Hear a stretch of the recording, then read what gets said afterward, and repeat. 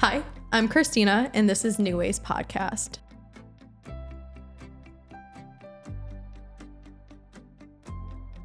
Today, my guest is an actor and director, Alex Aileen Goico. Thank you for being here with me. Thank you for having me. I'm excited to get into our conversation. Sup, surfer dude.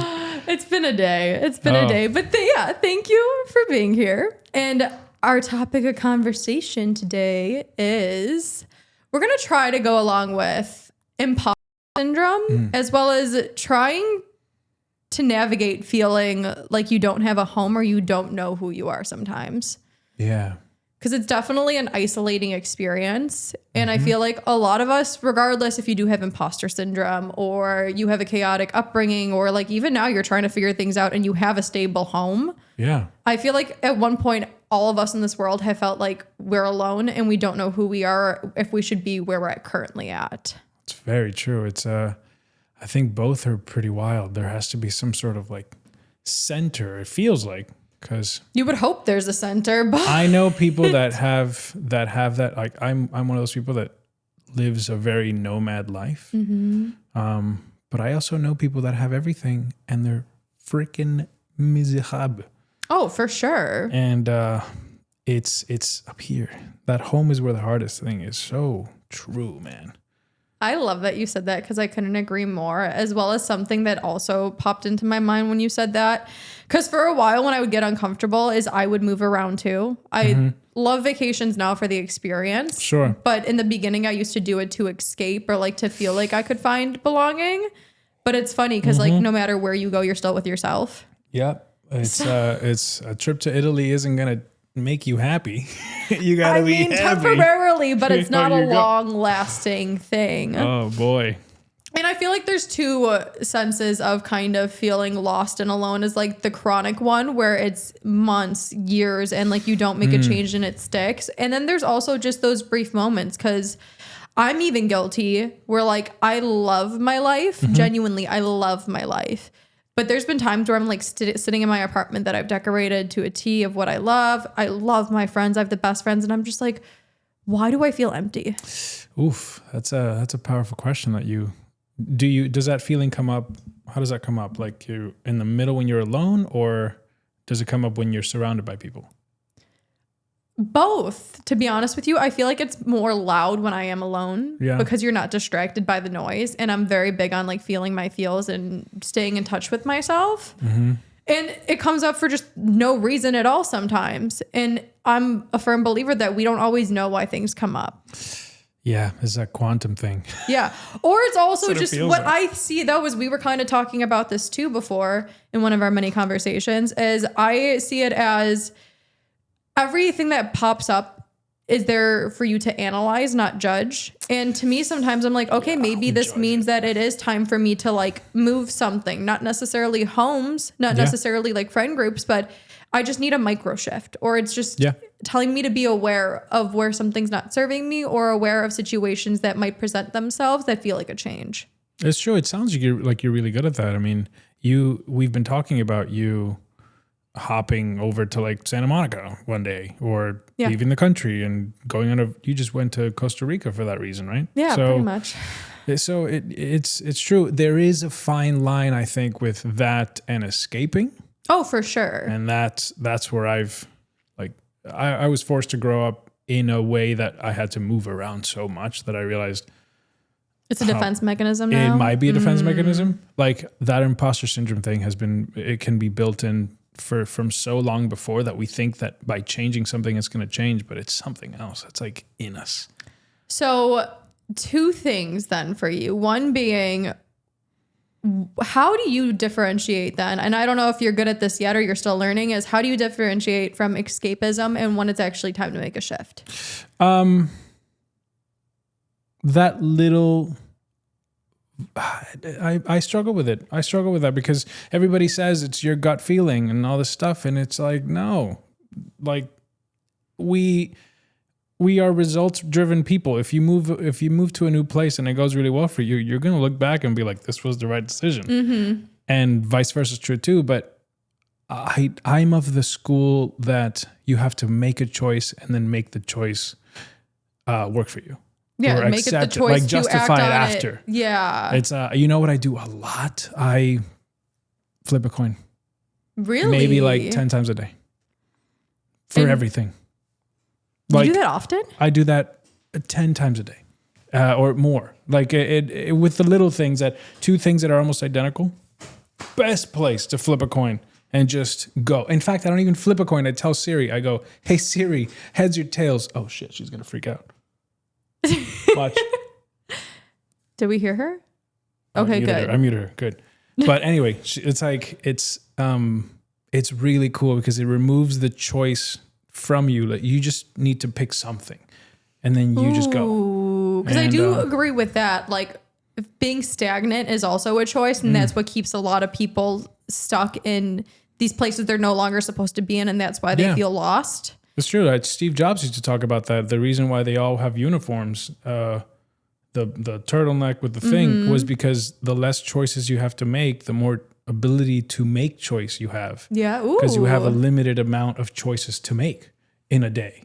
But do you listen to her when she tells you? Yes, my rule is I have to listen to her. And I mean that. Like sometimes I'll do it I mean, this is getting semantic-y, but sometimes I'll do it where it's like, let's say I'm picking between 2 things, but I'm still not quite sure. I'll be like, consider doing this thing. So I'll give myself an out sometimes, but most of the time I'll go with the thing. And that goes for like sending an email or asking for more money or something that you're scared to do. I think the choice just has to happen for you, and then you do it. Do actually like leaving it up to chance because and it depends who you are. We're people that trust the universe, trust in a higher power. Exactly. If you trust it's going to lead you somewhere. You know, it's not going to lead you astray. It might be not ideal. Yeah. But you know, maybe it comes from the fact that my sister and I have a twin sister, Sharina, and we grew up, we watched we read Monkey's Paw way too young.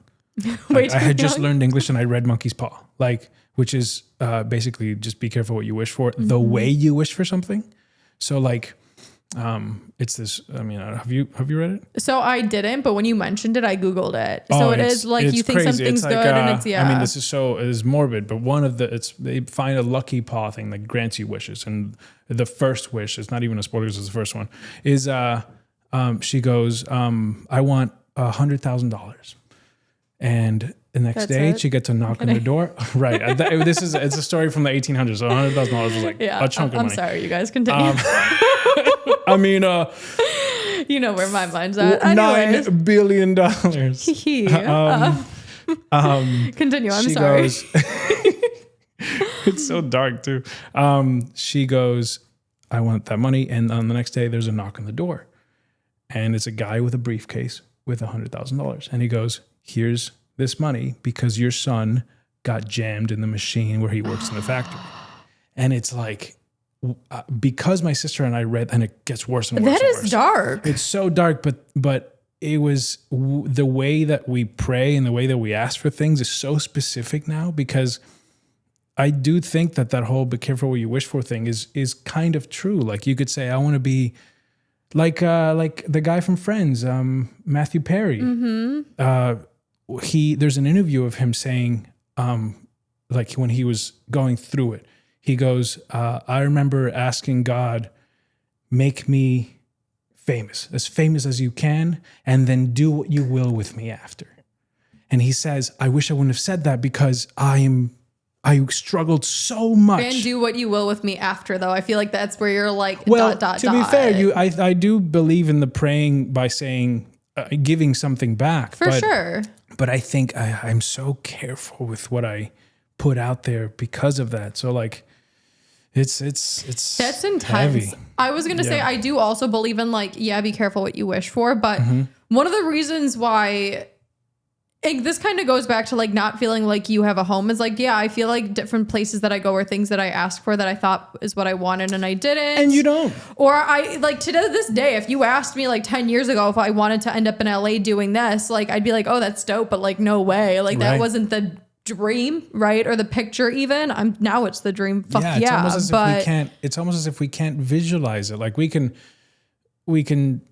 ask for things, but we have to accept that life is life as well. You know, And I do think that there's also no like necessarily taking shortcuts. Like I do believe in wishing for things and working with your higher power or working with the energy. But I'm like, the reason why I'm not scared of that necessarily is because once again, I do believe everything is serving me. But secondly, I'm like, if you know that you want something for a good reason, not vanity, like becoming famous to be famous, I'm like, at least I hope, and what I know is I try to do everything for the good of myself as well as everybody else, not just me.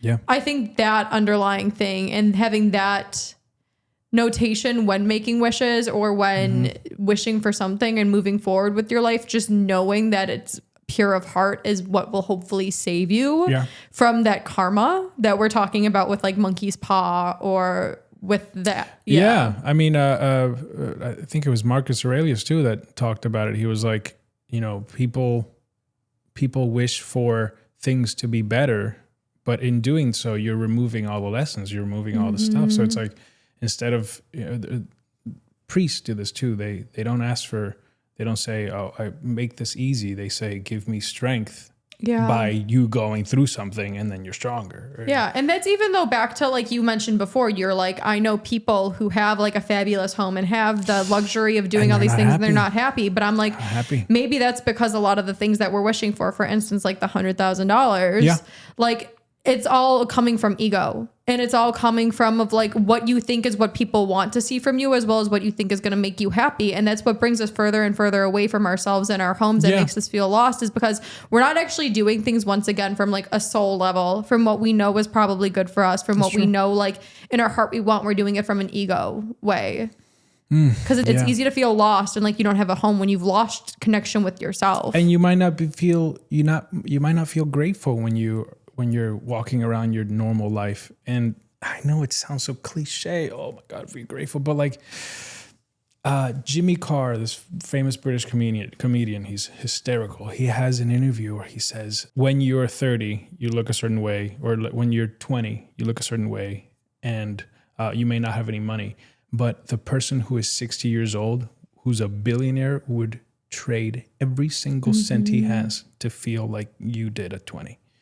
And life is so wild that we have to just appreciate it like we're writing a story, because, you know, maybe it's because of the way I was raised, like, or the loss of a parent, like a slow loss of a parent. Like my dad had Alzheimer's for 10 freaking years. Really? And it was like, ooh, that's rough. It was like, you know, like a battle that happens so slowly that it's almost, I mean, it's horrible, but like sometimes you just want people to be free by just I mean, like I work in hospitals. Like I see when we prolong death and we drag on situations, and I've heard the screeching of somebody who actually does pass, and part of me is just like, I can't, because it's like crazy. Watching that, especially somebody you love, I can definitely see where that is detrimental to your mental state. Oh yeah. And like because nobody wants to see their loved ones in pain. No, I do think, or suffering or confused. It also, to tie it back to this like not being enough, I do think it gives you a sense of nothing matters, so enjoy it. Like enjoy yourself. It slows you down. It's like getting broken up with or getting cheated on. It's all like so out of your control that to some people you go like, oh, it's not that I'm not enough. It's that it's just out of my control, and I get to just enjoy here now. It's like having I've had near-death experiences in my life. I almost died in an elevator that free fell 15 stories in the Crown Plaza in New York. I was going to the gym and it was awful. But the food tasted so good that afternoon. Yeah. Because I was there. I was present. I was alive. And you don't have to have a near-death experience to do that. You could just enjoy the fact that we're here right now. You may be missing a bunch of stuff, but damn. Why do you think we get so disconnected from the truth? And by truth, I mean that like the phone. You think that's it? No. Comparison? No, conditioning? our brains are wired to go forward and backwards. They're not wired to be here. Because I disagree with that though, because I'm like, once again, like nothing's in our control, but I do believe that in a sense, like the one thing we do have kind of control over is us. Like you're right, I can't control other people. You're right, I can't control random events that happen in this world, but I can control me for the most part and my mind and what I believe. And that's why like meditation is even a huge thing when it comes to like realizing what's important and practicing to stay present. Meditation is what? Just being. It's just like being. Literally being right here. So if you're able to do that, you can unlock the future. You can unlock, and I don't mean in a magical way. I mean, sure, I'd like to think so. I do yoga in the morning. Mm-hmm. I believe in magic. I do it with like all the 40-year-old beautiful women. I'm like the happiest man in the world. But I do it because there is a part of me that is I am religious. Like I believe in God. There is a part of me that thinks that I can visualize my path through the stillness of it. But practically, it's also nice because we're so worried about what happens around the corner that we might not enjoy the fact that we're sitting here right now. We are safe. Our nervous system does play a role. It's just now we've skewed it with so many different things because we hear the negativity that's going on the other end of the world. And like you are safe and you're perfect just the way you are. And instead of seeking for external to be your home, like you should genuinely be your home and your safe place too. Because once again, it's a fact. You can't control the outside world, but you can kind of control you. Yeah. But why do you think? Do it? How do I do it? How do you do it? Reminding myself that I can kind of control me. And I mean, not in the sense of like, I don't believe that I can control my emotions every single day because there's definitely things that I go through, but I can control my outlook on things. Yeah. And And I control how I move and I control how the story that I want to tell. Yeah. I get this voice in my head. Like I don't make up everything, but I get to like make up what I want to listen to and what I don't. It's just, and it's that, and it's my like undying faith where I'm just like, that's a choice, is me having undying faith where I'm like, this might not make any fucking sense to anybody, but I'm like, I know me. And maybe it's because like I've had my entire life, I've had people tell me who I am and I've never liked what they've told me. Oh, interesting. And I'm just like, I'm so sick of people telling me who I'm supposed to be or what I'm supposed to be doing. I've always been very rebellious. I'm like, tell me why. So but you're I'm like, the opposite of imposter syndrome. I think, but I was like, I struggled with imposter syndrome for so long and realized that it wasn't fucking working. Yeah. Like me dealing with what everybody else is telling me to believe in and say and do and turning myself into somebody that I know in my heart and soul I'm not. I wasn't happy. Mm-hmm. So I sat there one day and I was looking around and I'm like, what the fuck am I doing then? Like, what's the point? Like, I don't have a home. I don't even feel like I'm me. And I don't have friends that resonate with me. I don't like what am I doing? It's heavy. I mean, I remember, I still think this. The cutoff date on schools, like if you were born in, I was born on September. Like if you have a birthday, you're either above a grade or kind of a lower grade. Oh my God. Parents who put my parents didn't know and we moved to the States. So like they just put us a grade above where were you supposed to go? So my entire life, my imposter syndrome came from, I'm younger than everyone. So I'm catching up to everything. So not only did I live in like 12 different places, I was always catching up. Like people were driving a year and a half before I could, or people were living life, going to the movies and walking around before I could because we weren't of age yet. Like I went to college, I was 16, 17, because we had done it early. And that struggle causes what you're saying. It's like, it causes the anxiety of like, am I enough? Am I ever going to grow up? It confuses you because you're like, what the heck? Like this is what everybody's telling me. Is this true? And you try to make it true because you're like, it must be if everyone's telling me at a young age. Because you believe people naturally at a young age. And then you're just like, it's a great motivator sometimes too. Like, for instance, like I still get texts from people in high school. They're like, where was this fitness stuff when we needed you for football? I was like, I was 12 when I was 13 when I was in high school. Yeah. And I remember being like, I'm a baby. I don't know what to do. How did you get out of that then? Because that must have been some like hard thing to get out of. Like I'm always behind that programmed in your subconscious. It's still kind of there. I think what's cool though is that life eventually evened out. Mm-hmm. So like So like I did kind of catch up, but I still think about it. I think about people who put, they put their resources in a place or have a community. And for a long time, I wanted like a community and I didn't have that. So I played catch up with so many things in my life, like community, a home, a city that I love, like everything. But the flip side of that is that it actually made me kind of like enjoy that I was different. So now I know that I beat to my own friggin' drum. I'm the strangest human ever, and it makes me laugh. I wake up in the morning and I laugh. Like today, I was at the gym doing my thing. I was locked in. It's lock-in September, so I'm like, all right, I'm locked. Yeah. It's, I don't know. My algorithm keeps telling me lock in September. Isn't it supposed to be before summer? Doesn't matter. You're locking in now, so I'm like all locked in. Cut to this guy that I know. He comes up to me. He's like, "Hey, man, you're so happy today. You're like dancing and you're smiling." And I'm like, "I thought I was locked in." Yeah. But it turns out that it's because I'm happy with whatever's going on. I'm happy with the fact that I beat to my own drum and I enjoy it. I get that. I definitely think that you radiate different when you truly step into who you are, and that's where it's like I said, don't get me wrong. Even nowadays, like, I'm not perfect. I still get imposter syndrome. I still get down on myself. I still feel like I'm missing a home sometimes, but it doesn't last as long as it previously did. Yeah. Because you learn to like get past those things if you choose to learn to get past those things. But that's it. You said it. It's the choosing bit. I mean, I struggle with that. I struggle with self-sabotage because of it. I struggle because I think, oh my God, like, what is it? Woody Allen in Annie Hall, he has a famous line. He goes, I think it's Annie Hall. He goes, I don't want to be part of any club that would have me as a member.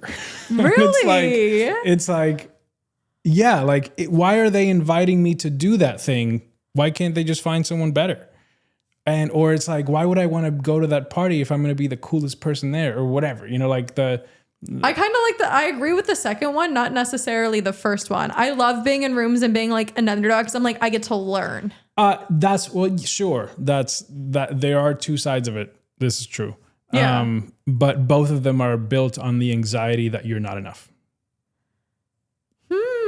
So that's where the imposter syndrome might come in, because it's like, oh, I'm not supposed to, like the movie Soul, like that whole, the fish who's swimming in the water and he goes up to the older fish and he's like, "Hey, I'm looking for the ocean." And the guy's like, "This is the ocean." He's like, "No, this is water." And, so how do you think you distinguish that though, where like everybody's telling you, and I think this is a good and a bad perspective. Like it's bad when people are telling you something that you don't want to be, right? Like when I was younger, people like the labels that I got, like I was a misunderstood teen. So I was often labeled as like a bad person. Oh yeah. And that stays with you. Yeah. But the thing is like growing up, I'm like, I was hurt. I was scared and like nobody would listen to me. Yeah. You know what I mean? But when you're told so but now when you're older, kind of what you're saying is if people are coming up to you and saying you've accomplished great things and you're a cool guy and you're fit, you might not believe it. But that's what I mean. How can you get past that, or why don't you believe it? I think the reason why I got past that, I have like, body dysmorphia is the wrong word. I don't have that. I just can't see anything. Does that make sense? Like people tell me like, "Oh, you're like super fit and you must work out like an hour every day." And I'm like, I eat pasta and burgers every day and I eat pizza and I don't care. Because I feel like even the culture's programmed us to be like, if you're not doing something 100%, like you're not the best version. So people can't see. So therefore, like you're not actually living up to full potential. Like you shouldn't be reaping the benefits and the rewards of being 75% healthy. Right. And to me, I think to finish that point is like the reason why it's worked, even though the chances were that it wouldn't, is because I got to enjoy the in-between. I'm not fit because I like looking a certain way. I could care less. I'm a pimply faced like kid in my head. So it's not about that. It's about just purely the joy of being in a jungle gym. like doing silly, walking your hands, like all this stuff makes me laugh because I think it's funny. And the result from that is everything else that people strive for, which I think is so funny. And I think about it in terms of like one of my best friends, his name is Kevin. He's he's successful. He's in finance and does all this stuff. And it's not because he's really good, but it's also because he freaking loves it. Like he has fun with it. He has so much fun with it that the stress doesn't come from that. It comes from other parts of life. Like I think going back to what we were talking about, like that little voice that we have, that little voice is telling you where the excitement is. Like what thing is making you chuckle? Like what, for instance, we go line dancing every Wednesday. I'm not from the South. But 6 months ago, we walked into a place that does line dancing as a joke. Yeah. And every Wednesday for the last 5 months, I'd say. Forever. Sometimes Fridays. We go and we freaking line dance. Why? Because it's funny. And I see that some of us are getting so good at it that they might become line dancers. Professional line dancers. And I think that's the funny part about life. Like it has nothing to, we're so worried about like the goal or the I'm not enough or the whatever, but it's more about what makes you laugh. Like what do you think is funny enough for you to want to do tomorrow? Yeah. If I was a trainer at a gym, I would just make people do the workouts that they think look the coolest. Because that's what keeps you going, though, also. Because being miserable, I'm sorry, as much as people love living in their misery, I don't think it's sustainable. I don't. It's awful. And having that negative connotation or like underlying vibe to things, it actually does you more harm than good. And then you trap yourself because you start spending all the money on things trying to fix everything that never really needed to be fixed in the first place. Yeah, like in Spanish, the word for like something fun to do is diversión. Okay. So like a diversion, but a diversion also means trying to like divert from the original problem. So I think about that a lot. I'm like, guys, I don't, you're going out to drink, you're going out to doing, I love all of it. But I think at some point, maybe I was escaping by doing all that stuff, by, the adventure. But at some point you got to look at yourself and say, okay, wait, it's not about that. I have to enjoy what it's in front of me. What other people consider work is the thing that I enjoy. Yeah. So find that. That's the thing. It is. And I love how you even brought up like line dancing as an example, because I feel like this is a very like clear cut way to explain that, like when you allow yourself to be free. Yeah. Because you see those people who don't want to really dance because they're nervous, they're scared people are going to judge them. And then they're trying to do everything perfect. And they actually land up tripping over their own 2 feet. But it's those people who go just to have fun, and now it's like second nature because they're having fun with it. They're playing. They're in a free state. You move more eloquently. You move more just, what's the word? Free. Like, free. It happens in acting in rhythm. too. You know what to do. Your body knows what to do. And your heart and your soul, you know you're worthy. You know you're good enough and you can do these things. It's allowing yourself to just do what we're naturally here to do, which is be awesome. It's true. I think the opposite of what we're talking about is what was Jim Carrey was saying of if you're not happy, you create a mask, and then eventually that mask is going to shatter. And you will be freaking depressed, which is really hard to get out of. And the amount of antidepressants that they're pumping on people these days is insane. I mean, not to get graphic, but it removes so many other parts of your life that you're supposed to enjoy. Like I dated this girl who took an antidepressant that she could not get to where she wanted to go to be less. Well, in a sense, antidepressants like suppress your natural production of chemicals that you kind of need to have the creative outlets in life to express certain types of emotions. It just numbs you. And if you're on them, then it's because you have to be, or you want, and whatever. And that's like, good, keep going. But I hope there's a world in which they stop pumping people with friggin' Adderall and I think there's a time and a antidepressants. place for sure. Cause I have talked to some people and they're like, it literally did save my life. Of course, and I get of that. course. But also you're talking to somebody who's Oh like, my God. when I was 15 and everybody labeled me as like a bad kid, my mom tried to put me on antidepressants. I was prescribed 50 milligram Vyvanse at 15. Did I take any of that shit? No. Because like I knew I wasn't like suicidal. I knew in my heart and my soul and like who I was, like it's still at that young age. Like My I don't think God. I need this. Yeah. But no, I think we should be more on the conservative end when it comes to who we give them to. But we do give them away like it's candy. And people do love an easy fix because God forbid when that face shatters, though, it's devastating. It's devastating. It really is. Yeah, and it's hard to look at yourself too. You know, it's hard to deal with an imposter syndrome. It's hard to deal with a life like you look at everybody around you and everybody's doing fine, and you're going through something that you can probably not talk about. But I love this podcast too because I can't tell you how many people came on here. They're like, "I'm doing fine, but I'm not doing fine. We're all You're not fucking doing burning." fine. Something's missing. But then, yes, when something's wrong. missing, but also like this is a part of fucking life. The second is a we part of life, all too. stop pretending like we have it all together is the second we all think that like we stop thinking we're ahead or we're behind or we have to be this. Everybody is absolutely everything. That's it. Like we've That's all it. been through the ringer, and Oh God. yeah, I mean, And you can share, and you don't have to share everything. You could just there's always someone to talk to, and there's always something you can do. And I hope that some people can do that, because being numb is nowhere to live. no, it's not. And once again, too, this too shall pass. And the shattering of the mask is now allowing True. you to actually embrace and show your true self. So as That's a much as valid it point. sucks right now, it could be the most freeing thing in your life. Yeah. Because every single time I That's a thought my blessing. life was ending, or I was like, holy shit, like what is going on? It allowed me to feel the pain, make my way through it, and then end up on the other end better than I started. If that makes any sense. That's what God said. You know, that it's whatever, you know, it's the story of Job. Like Job. You know, if God takes something away, he's going to replace it with something better. You have to actually believe that, or else, damn, that's a hard way. Even if that's not true, like what a way to live. That it's better to live thinking, oh my God, it's going to be fine. Sometimes I'm like swearing at the sky, like what the heck, this is tough. Yeah. But I don't know, man.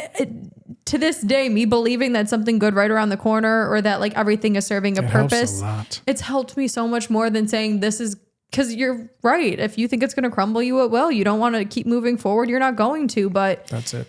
yeah. And the opinions of other people too are so they can affect you if you don't actually believe the original. I think it can go the other way too. Like I think some people have to bring down the hubris.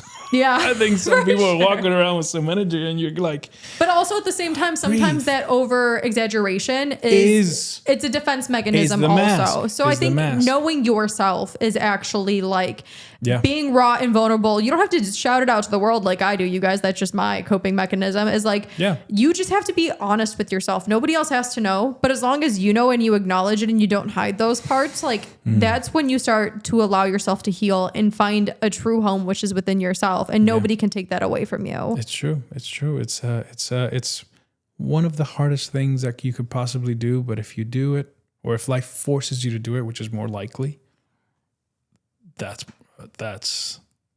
what is it? If you see the gates of hell, walk through, keep going, or something. I'm paraphrasing, but that's like if you find yourself in hell, if you find yourself walking through hell, keep walking. I mean, yeah, what do you want to stay in hell? Yeah, but like there's a beautiful analogy of buffalo. Oh, I know this I actually. The love it. It's buffalo like run the- towards the storm. run They towards don't the run. storm. Yeah, so it's the Oh my buffalo. God. I love this. I love that you know this. It's The one of my favorite buffalo, things. you guys, buffalo actually run towards this. They can sense when a storm is coming. Animals can, it seems like. So the buffalo run towards the storm because they know if they run away from it, they will be stuck in it longer. Cows run away and they're stuck in the storm longer. Yeah. So do you want to be a buffalo or do you want to be a cow? And that's one of my favorite. I think about that all the time. All the time. I love that you know that. Yeah, that's my favorite. That's one of my favorite things. That's why the flipping coin is really powerful too, because it's like, just flip your coin. A choice will be made for you if you can't make one. So just justify it. Walk through that.